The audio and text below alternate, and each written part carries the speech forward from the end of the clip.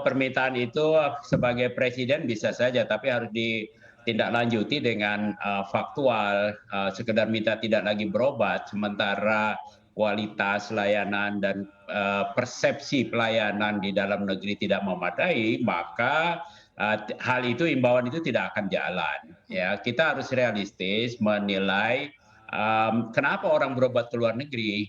Itu artinya ada tanda-tanda bahwa orang tidak percaya dengan kualitas layanan di dalam negeri, antriannya terlalu panjang, ada masalah pelayanan di dalam negeri, dokternya tidak full timer, dan juga bayaran di dalam negeri ditekan-tekan oleh pemerintah, tidak ada insentif untuk mengembangkan kualitas dalam negeri. Jadi banyak hal yang menyebabkan orang secara realistis mencari pengobatan di luar negeri. Itu hak setiap orang mencari dokter atau rumah sakit yang dia percaya akan membantu mengobatinya.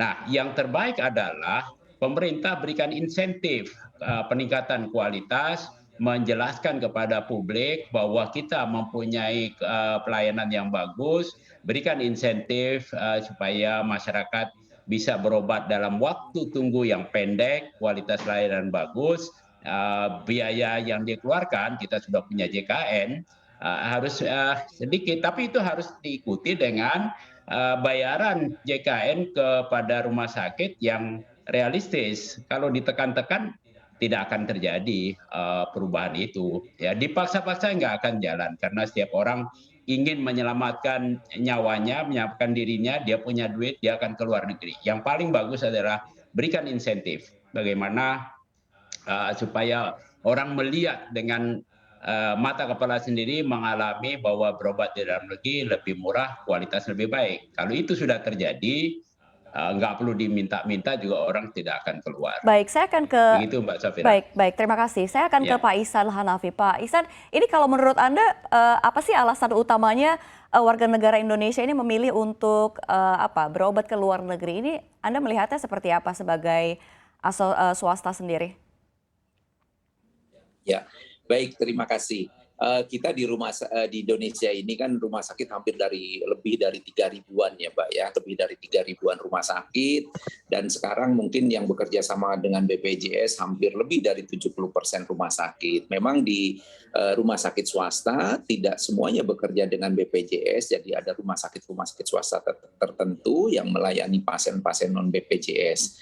Nah, kita harapkan rumah sakit ini memang mampu untuk menarik masyarakat Indonesia yang biasa berobat keluar. Sebetulnya mungkin bisa sekedar acuan, misalnya pada saat pandemi di mana mereka kesulitan pergi ke luar negeri, tentunya mereka dipaksa dalam tanda petik gitu ya bisa berobat ke rumah sakit swasta yang ada di Indonesia.